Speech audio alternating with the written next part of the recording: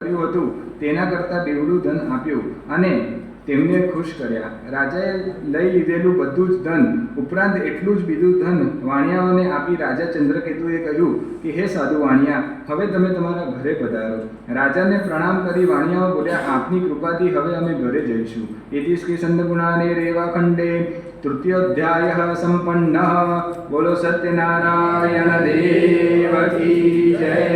પુષ્પ અને તુલસીની પાકડી સત્યનારાયણ ભગવાન પાસે વધાવી દેવાની. ફરી વખત એક પુષ્પ અને તુલસીની પાંદડી લઈ લેવાનું. અથવા ચતુર્થ અધ્યાય સાધુ વાણિયાની કથા આવી. હે ઋષિઓ, હવે હું આગળની કથા કહું છું. સાધુ વાણિયા અને તેનો જમાઈ પોતાના ગામ જવા તૈયારી કરી બાદ બ્રાહ્મણોને દાન દક્ષિણા આપીને પછી ગામ તરફ જવા રવાના થયા.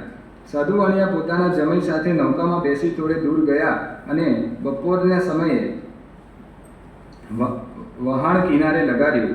ત્યારે તેની પરીક્ષા કરવા હેતુ સત્યનારાયણ ભગવાન એક દંડી સંન્યાસી રૂપ લીધું અને જ્યાં તે વણિક વેપારીઓ બેઠા હતા ત્યાં જઈ પૂછ્યું, તારી નૌકામાં શું ભરેલું છે? ત્યારે ઘણું ધન મળવાથી અભિમાની અને મંદોમસ્ત થયેલા તે બંને વાણિયાઓએ સાધુની મસ્કરી કરી અને તિરસ્કારપૂર્વક હસીને બોલ્યા, હે દંડી સ્વામી, તમારે એ પૂછવાની શી જરૂર પડી? શું તમારે અમારું ધન જોઈએ છે?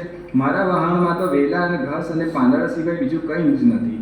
સાધુ વાણિયાનું આવું કઠોર વચન સાંભળી તે સંન્યાસી રૂપ ભગવાન ક્રોધમાન થયેલા ભગવાન તથાસ્તુ કહી ચાલ્યા ગયા.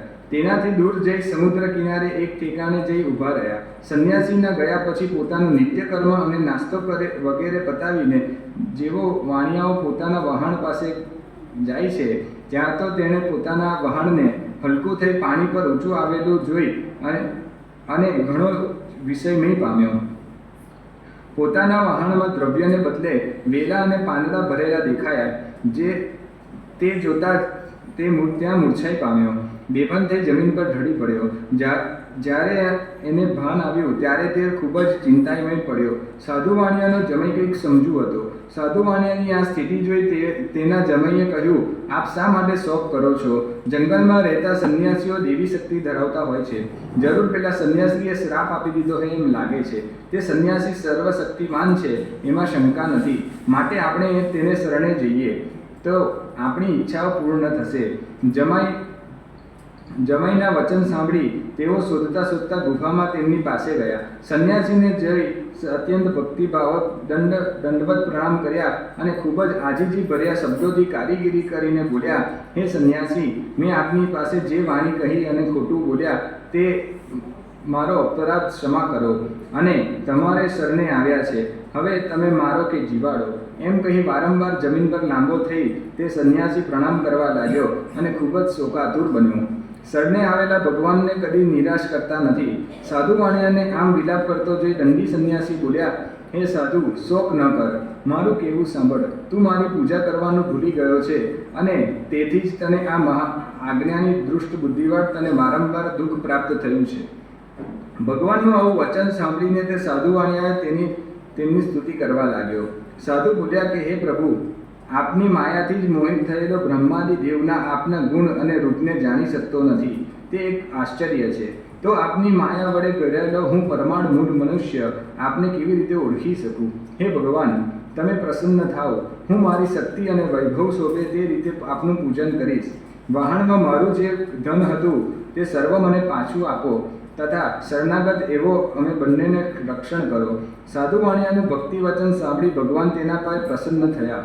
તેને ઈચ્છિત વરદાન આપીને ભગવાન ત્યાં જ અંતર્ધ્યાન થઈ ગયા. વહાણ પાસે વાણિયાઓએ જોયું તો પોતાનું વહાણ અગાઉથી માફક દ્રવ્યથી ભરેલું જોયું તે પ્રસન્ન થઈ બોલ્યા, સત્યનારાયણ ભગવાનની કૃપાથી મારો મનોરથ સફળ થયો. આમ ભગવાનની કૃપાથી પોતાની ઈચ્છા ફળી એટલે સ્વજનો સાથે વિધિપૂર્વક ત્યાં જ સત્યનારાયણ ભગવાનનું પૂજા વિધિસર કરી. સત્યદેવની કૃપાથી તે આનંદ પામ્યા અને તેનો શોક દૂર થયો અને પછી પોતાના વહાણો તૈયાર કરી પોતાના નગર તરફ જવા પ્રસ્થાન કર્યું. પોતાનું ગામ નજીક આવતા જ સાધુ વાણિયા પોતાની જમાઈને કહ્યું કે જુઓ, મારું રત્નસુમહાર શહેર દેખાય છે. પછી તેણે પોતાના એક દૂતને પોતાના આગમનની ખબર આપવા પોતાના ઘરે રવાના કર્યો. તે દૂત નગરમાં જઈ સાધુ વાણિયાની પત્ની લીલાવતી સમક્ષ જઈ હાથ જોડી નમસ્કાર કરી ખબર આપી છે કે સાધુ વાણિયાનો અને તેનો જમાઈ અને બાંધવો સહિત પુષ્કળ દ્રવ્ય કમાઈને આવે છે અને તેઓના વહાણો શહેરની નજીક આવી પહોંચ્યા છે. દૂત તરફથી આ સમાચાર સાંભળતા જ તે સતી સ્ત્રી લીલાવતી અત્યંત હર્ષ પામી. તે વખતે તે સત્યનારાયણ ભગવાનનું પૂજન કરતી હતી. ઉતાવળે પૂજન કાર્ય આટોપી લીધું અને તેને પોતાની પુત્રી કલાવતીને કહ્યું કે હે પુત્રી, હું મારા પતિ અને જમાઈને મળવા જઉં છું. તું પણ પૂજા પૂરી કરી જલ્દીથી આવ. માતાનું આવું વચન સાંભળીને કન્યા કલાવતી પણ વ્રત પૂરું કર્યું, પણ પ્રસાદ લેવાનું બાકી રહેવા દઈ તે પણ પોતાના પિતા અને જમાઈ પતિને મળવા દોડી ગઈ. આમ પ્રસાદનો અનાદર થયો. આથી સત્યનારાયણ ભગવાન ગુસ્સે થયા અને કલાવતીના પતિને તથા તેના ધન સાથેના વહાણને સમુદ્રમાં જળમાં અદૃશ્ય બનાવી દીધું. પછી જ્યારે કન્યા કલાવતીએ પોતાના પતિને ન જોયા એટલે મહાશોક કરી રડવા લાગી અને રુદન કરતાં કરતાં જમીન પર ઢળી પડી. આવી પરિસ્થિતિ ઉત્પન્ન થઈ એટલે સાધુ વાણિયો ભય પામ્યો અને વિચારવા લાગ્યો કે આ કેવી અજબ વાત બની. હમણાં તો જમાઈ અને તેનું વહાણ દેખાતા હતા, તે એકાએક કેમ અદૃશ્ય થયા? અન્ય હોડી ચલાવનાર બીજા નાવિકો પણ આશ્ચર્ય પામ્યા અને ચિંતામાં પડ્યા. પછી પોતાની પુત્રી કલાવતીની સ્થિતિ જોઈ લીલાવતી પણ ખૂબ જ ગભરાઈ ગઈ અને અતિ દુઃખથી વિલાપ કરવા લાગી અને પોતાના પતિને કહેવા લાગી, જરીક વારમાં જમાઈ વાહન સાથે કેવી રીતે અદૃશ્ય થઈ ગયા? કોણ જાણે કયા દેવની અવગણના થઈ અને તેથી હોડી અદૃશ્ય થઈ ગઈ? હું કંઈ જાણી શકતી નથી. શ્રી સૂત્રદેવ મહાત્માએ કોણ જાણવા સમર્થ છે? એમ બોલી લીલાવતી પણ પોતાના સ્વજનો સાથે વિલાપ કરવા લાગી. પછી લીલાવતીએ પોતાની પુત્રી કલાવતીને ખોળામાં બેસાડીને ખૂબ રુદન કર્યું. કલાવતી પણ પોતાના સ્વામીને નાશ થયેલો જાણી ખૂબ જ દુઃખી બની અને કલાવતીએ વિચાર્યું કે હવે મારે જીવીને શું કરવું છે અને પોતાના પતિની પાદુકા લઈને તેની પાછળ સતી થવાનો નિશ્ચય કર્યો. કન્યાનું આ વર્તન જોઈ તે સજ્જન સાધુ વાણિયો પોતાની સ્ત્રી સહિત ખૂબ જ દુઃખી થઈ શોક સંપન્ન બન્યો. પોતે ધર્મનો જાણકાર હોય તેથી વિચાર કરવા લાગ્યો કે નક્કી સત્યનારાયણ દેવે જ મારા કોઈ અપરાધને કારણે મારી જમાઈ અને તેના ધનને અદૃશ્ય કર્યા છે અને સત્યનારાયણની માયાને કરીને જ આમ બન્યું છે. આથી હું મારા વૈભવને શોભે એ તેવી રીતે વિધિપૂર્વક સત્યનારાયણ ભગવાનનું પૂજન આ ઘાટ પર સંકટ દૂર થતાં જ સાથે કરીશ એવો નિશ્ચય કર્યો અને જમીન પર લાંબો થઈ સત્યનારાયણ ભગવાનને સાષ્ટાંગ દંડવત પ્રણામ કર્યા. આથી દિન દુખિયાના પાલનહારના સત્યનારાયણ ભગવાન સંતુષ્ટ થયા. ભક્ત વત્સલ ભગવાન તેમણે આકાશવાણી દ્વારા જણાવ્યું કે તમારી પુત્રી મારા પ્રસાદનો ત્યાગ કરીને પોતાના પતિને મળવા આવી છે, તેથી જ તેનો પતિ તેનાથી અદૃશ્ય કરવામાં આવ્યો છે. જો તે ઘરે જે પ્રસાદ લઈ પાછી આવશે તો હે સાધુ વાણિયા, તેને તેનો પતિ તરત જ પ્રાપ્ત થઈ જશે. આકાશવાણી થયેલી આ આકાશવાણી કન્યા કલાવતીએ સાંભળી. આકાશવાણી સાંભળતા જ તરત જ ઘરે ગઈ અને પ્રસાદ લીધો અને પછી કિનારે આવીને ત્યારે તે પોતાના સ્વજન પતિના દર્શન થયા. પછી કલાવતીએ પોતાના પિતાને કહ્યું કે હે પિતાજી, હવે ઘરે ચાલો, શા માટે વિલાપ કરો છો? પોતાની કન્યાનું આ વાક્ય સાંભળી સાધુ વાણિયો સંતોષ થયો અને શાસ્ત્રમાં જણાવેલા વિધિ પ્રમાણે સત્યનારાયણ દેવનું વ્રત પૂજન ત્યાં જ કરી પોતાના ધન અને બાંધવા સહિત ઘરે ગયો. ઘરે આવ્યા પછી દર પૂર્ણિમાના દિવસે તથા સંક્રાંતિના દિવસે તે શ્રી સત્યનારાયણ ભગવાન પૂજન કરવા લાગ્યો અને અંતે આ લોકમાં સર્વ સુખો ભોગવીને તે સત્યનારાયણ ભગવાન વૈકુંઠમાં ગયો. ઇતિ શ્રી સંદપુરાણે રેવાખંડે ચતુર્થ અધ્યાય સંપન્ન. બોલો સત્યનારાયણ દેવ કી જય. ફૂલ અને તુલસીપત્ર ભગવાન પાસે વધાવી દેવાનું. ફરી વખત એક ફૂલ અને તુલસીપત્ર હાથમાં લઈ લેવાનું. પંચમો અધ્યાય તુંગધ્વજ રાજાની કથા આવી. શ્રી સૂતજી બોલ્યા, હે સૌનકાદિક મુનિઓ, હવે તમને એક બીજું દ્રષ્ટાંત કહું છું, તમે તેનું શ્રવણ કરો. પૂર્વે પ્રજાનું ઉત્તમ પ્રકારે પાલન કરનારા તુંગધ્વજ નામનો એક રાજા હતો. તે સત્યનારાયણ ભગવાનનો પ્રસાદનો અનાદર કરી ઘણું દુઃખ પામ્યો હતો. તે એક દિવસે જંગલમાં ઘણો જાનવરોના શિકાર કરી થાક્યો હતો. તે એક વિશાળ વડના ઝાડ તળે ગયો. ત્યાં ઘોડો બાંધ્યો, છાયડામાં આરામ કરવા લાગ્યો. તે સમયે ત્યાં વનમાં ગાયો ચરાવવા આવેલા ગોવાળિયાઓ પોતાના મિત્રો સાથે તે ઝાડ નીચે સત્યનારાયણ ભગવાનની પૂજા કરતા હતા. તે તેણે જોયું. રાજાએ પૂજા થતી જોઈ પણ તે અહંકારને લીધે ત્યાં ગયો નહીં. એટલું જ નહીં પણ દૂરથી પણ સત્યનારાયણ ભગવાનને પ્રણામ પણ ન કર્યા. તમે છતાં પૂજન પૂરું થઈ ગોવાળિયાઓ પોતાના રાજા આવ્યા છે તે આ જોઈને પ્રસન્ન થઈ રાજા પાસે દળિયામાં પ્રસાદ મૂક્યો અને પછી તેઓ સર્વ જ્યાં પૂજા કરતા હતા ત્યાં જઈ સર્વે પ્રસાદ આરોગ્યો. રાજા પ્રસાદનો ત્યાગ કરી થોડી વારમાં ઉઠીને ત્યાંથી પોતાના નગર તરફ ગયો. પ્રવેશ દ્વાર પર જ ભયની ભ્રાંતિ થઈ, જાણે કોઈ રાજ્ય અને તેનો રાજ છીનવી લીધું હોય. સર્વ નષ્ટ થઈ ગયું અને બન્યું પણ એવું. પ્રસાદનો અનાદર કરી ત્યાગ કરવાથી રાજો ઘણો દુઃખ પામ્યો.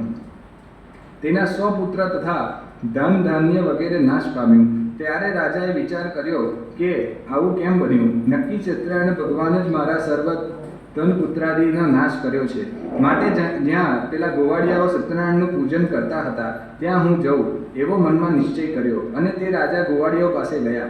સર્વ ગોવાળિયાઓને બોલાવી તેમની સાથે બેસી શ્રદ્ધા અને ભક્તિપૂર્વક યથાવિધિ શ્રી સત્યનારાયણ ભગવાનનું પૂજન કર્યું, પ્રણામ કર્યા અને પ્રસાદ લીધો તથા પોતાના અપરાધની માફી માંગી. આ રીતે પૂજન કરી પ્રસાદ લેવાથી ભગવાન સત્યનારાયણ પ્રસન્ન થતા રાજાએ ગુમાવેલું સર્વ પુનઃ પ્રાપ્ત થયું અને આ લોકમાં ધનવાન, પુત્રવાન અને વૈભવ પામ્યો અને સર્વ સુખો ભોગવી અંતકાળે શ્રી વિષ્ણુ લોકમાં ગયો. જો કોઈ મનુષ્ય ભક્તિભાવથી પરમ દુર્લભ એવું સત્યનારાયણ ભગવાનનું વ્રત કરે છે તથા કથા શ્રવણ કરે છે તેને ભગવાન સત્યદેવની કૃપાની ધન ધાનની પ્રાપ્તિ થાય છે. દરિદ્ર હોય તો તેને પુષ્કળ ધન મળે, બંધનમાં હોય તો બંધન મુક્ત થાય છે. ભયભીત થયેલો મનુષ્ય ભયમાંથી મુક્ત થાય છે, એમાં શંકા નથી અને મનુષ્ય પોતાની ઈચ્છેલી વસ્તુ પ્રાપ્ત કરી અંતે સત્યપુરમાં જાય છે. હે શ્રેષ્ઠ બ્રાહ્મણો, હું આ પ્રમાણે મેં આપને જે વ્રત કરવાથી મનુષ્ય સર્વ દુઃખથી મુક્ત થાય છે તે શ્રી સત્યનારાયણ ભગવાનનું વ્રત કહ્યું. વિશેષ કરીને કળિયુગમાં શ્રી સત્યનારાયણનું પૂજન એ જ ઉત્તમ ફળ આપનારી છે. કોઈ એ સત્ય સ્વરૂપે કાળ નામે ઓળખે છે તો કોઈ ઈશ્વર તરીકે જાણે છે, કોઈ સત્યનારાયણ નામે ઓળખે છે અને બીજા કેટલાક સત્યદેવના નામે સંબોધે છે. તે સત્ય સ્વરૂપ ભગવાન અનેક પ્રકારના સ્વરૂપો ધારણ કરી સર્વ મનોરથ પૂર્ણ કરે છે. આવા સત્યનારાયણ ભગવાનની પૂજા કલિયુગમાં લોકોમાં હંમેશા થતી રહેશે. હે ઋષિમુનિઓ, જે મનુષ્ય આ કથાનો નિત્ય પાઠ કરે અને અથવા કથા શ્રવણ કરે તેના સઘળા પાપો સત્યનારાયણની કૃપાથી નાશ પામશે. હે મહામંડલેશ્વરો, અગાઉ જેઓએ સત્યનારાયણ ભગવાનનું આ વ્રત પૂજન કર્યું હતું તેમના ત્યાર પછીના જન્મની કથા સંભળાવું છું. કાશીનગરીનો સતાનંદ બ્રાહ્મણ બીજા જન્મમાં મહાજ્ઞાની સુદામા તરીકે જન્મ્યો અને તેને શ્રી કૃષ્ણ જેવા સખા પ્રાપ્ત કરી અંતે મોક્ષ મળ્યો. લાકડા વેચાનો ભીલ જાતિનો કઠિયારો બીજા જન્મમાં કેવટ તરીકે જન્મ્યો અને તેને ભગવાન શ્રી રામચંદ્રના ચરણો ધોઈ પાન કરી પોતાના કુળને તાર્યું. ઉલ્કામુખ નામનો રાજા બીજા જન્મમાં રાજા દશરથ થયો અને શ્રી રામ જેવા પુત્રને પામી અંતે વૈકુંઠમાં ગયો. ધાર્મિક વૃત્તોનો સાધુ વાણિયો બીજા જન્મમાં રાજા મૂળધ્વજ બન્યો. ભગવાન તેની પરીક્ષા લેવા આવ્યા ત્યારે તેને કરવત વડે પોતાનું અડધું અંગ ચીરી ભગવાનને અર્પણ કર્યું અને મોક્ષ પામ્યો. તુંગધ્વજ રાજા શ્રી સત્યનારાયણ ભગવાનનું વ્રત કરવાથી બીજે જન્મે સ્વયંભૂ મનુ બન્યો અને પોતાની પ્રજાને આચનારા ધર્મયુગ માર્ગો બતાવી તે પોતે વૈકુંઠમાં ગયો. ઇતિ શ્રી સ્કંદ પુરાણે ખંડે પંચમોऽધ્યાયઃ સંપન્નઃ. બોલો સત્યનારાયણ દેવ કી જય. અચ્યુતં કેશવં રામ નારાયણં કૃષ્ણદામોદરં વાસુદેવં હરે. શ્રીધરં માધવં ગોપિકાવલ્લભ શ્રી જાનકી નાયકં રામચંદ્રં ભજે. હરે હરે રામ રામ રામ હરે હરે.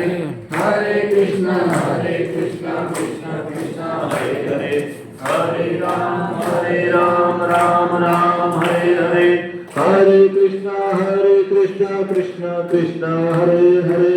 શ્રી સત્યનારાયણ દેવ કી જય. બે ચમચી પાણી થાળીમાં મૂકવાનું. ધૂપમાગ્રયામિ દીપકં દર્શયામિ. આ નૈવેદ્યમ નૈવેદ્યામિ. વનસ્પતિરસોભૂતો ગંધાર્યં ગંધોત્તમં આદર્યામ સર્વદેવાનાં ધૂપોયં પ્રતિગૃહ્યતામ. ધૂપમાગ્રયામિ દીપકં દર્શયામિ. અંશતઃ નૈવેદ્યમ નૈવેદ્યામિ. ભગવાનની પાસે ભોગ મૂકેલો છે, ડાબો હાથ પાસે રાખી જમણા હાથે ભગવાનને પ્રેમથી જમાડવાના. ઓમ પ્રાણાય સ્વાહા, ઓમ અપાનાય સ્વાહા, ઓમ જ્ઞાનાય સ્વાહા, ઓમ ઉદાનાય સ્વાહા, ઓમ સમાનાય સ્વાહા. પરબ્રહ્મણે નમઃ. મધ્યે પાન્યમ સમર્પયામિ. એક ચમચી પાણી થાળીમાં મૂકવાનું. ક્ષણ વિલંબય આચારાત પુનઃ. પરિવાર ભગવાનને જમાડવાના. ઓમ પ્રાણાય સ્વાહા, ઓમ અપાનાય સ્વાહા, ઓમ જ્ઞાનાય સ્વાહા, ઉદાનાય સ્વાહા, ઓમ સમાનાય સ્વાહા. પરબ્રહ્મણે નમઃ. 3 ચમચી પાણી થાળીમાં મૂકવાનું. ઉત્તરાપો સર્વ સમર્પયામિ. હસ્તપ્રયાચમન્ય જલમ સમર્પયામિ. કાનને માખણ ભાવે રે, કાનને મિશ્રી ભાવે રે, કાનને માખણ ભાવે રે, કાનને મિશ્રી ભાવે રે. શિરો ધરાવું શ્રીખંડ ધરું સુતર કણી સઈ. શિરો ધરાવું શ્રીખંડ ધરું સુકણી સઈ. ઉપર તાજા ઘી ધરું પણ, ઉપર તાજા ઘી ધરું પણ, માખણ જેવા નહીં. કાનાને માખણ ભાવે, કાનાને મિશ્રી ભાવે, કાનાને માખણ ભાવે, કાનાને મિશ્રી ભાવે. એક ગોપીએ માખણ ધર્યું ને હાથ જોડી ઊભી રહી. એક ગોપીએ માખણ ધર્યું ને હાથ જોડી ઊભી રહી. દીનાનાથ વિજાતા રે, દીનાનાથ વિજાતા રે, નાચો થઈ થઈ. કાનાને માખણ ભાવે, કાનાને મિશ્રી ભાવે, કાનાને મિશ્રી ભાવે. શ્રી કૃષ્ણ કનૈયા લાલ કી જય. જગ્યા ઉપર ઉભા થઈ જવાનું. ભગવાનની નિરાજન, ભગવાનની दिव्य आरती નો क्रम લઈએ. खूब भाव से भगवान की आरती में सब जुड़ते हैं. બધા વારા ફરતી આરતી પાસે આવું તો હોય.